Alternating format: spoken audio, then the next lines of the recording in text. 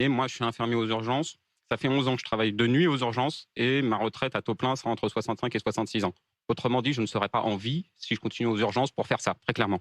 À l'heure actuelle, à l'hôpital public, c'est de la maltraitance. C'est de la maltraitance à tous les niveaux, hein. Les professionnels sont maltraités, les patients finissent par devenir maltraités aussi. Aujourd'hui, vous disiez tout à l'heure l'intérêt de la grève. Si on avait les capacités, et je remercie les camarades de la CGT et de la SNCF, si on avait les capacités de bloquer nos hôpitaux, aujourd'hui les gens ne mourraient pas dans les brancards.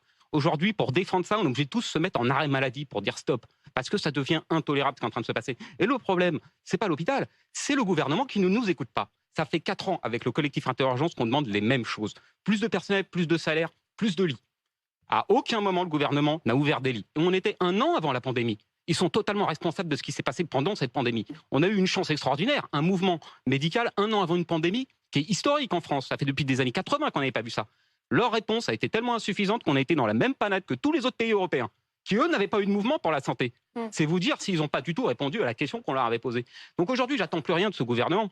La réforme de la retraite, c'est une continuité de ce qui a été fait depuis le début, qui vise à détruire à peu près tous les fondements qu'on a réussi à avoir avec la sécurité sociale. Vous parliez du Conseil de la résistance, mais le but du jeu à l'heure actuelle, c'est de détruire ce Conseil de la résistance, de faire en sorte que tout soit capitalisé et que tout soit privé. Alors je vous le dis tout de suite, si vous voulez une santé privée, il n'y a pas de souci, hein.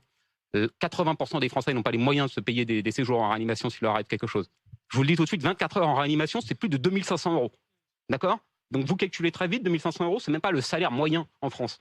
Donc oui, il faut protéger ce système-là, et tant que le gouvernement rentrera dans une confrontation entre nous, le capital, Mm. et qui essaiera de privatiser à tout prix tout ce qu'il Oui. voit entre lui, c'est-à-dire la retraite, l'hôpital, l'école. L'école est dans un état lamentable. Tout à l'heure, On en Natacha a Polony parlé tout disait, à l'heure. est-ce que c'est une urgence, les retraites?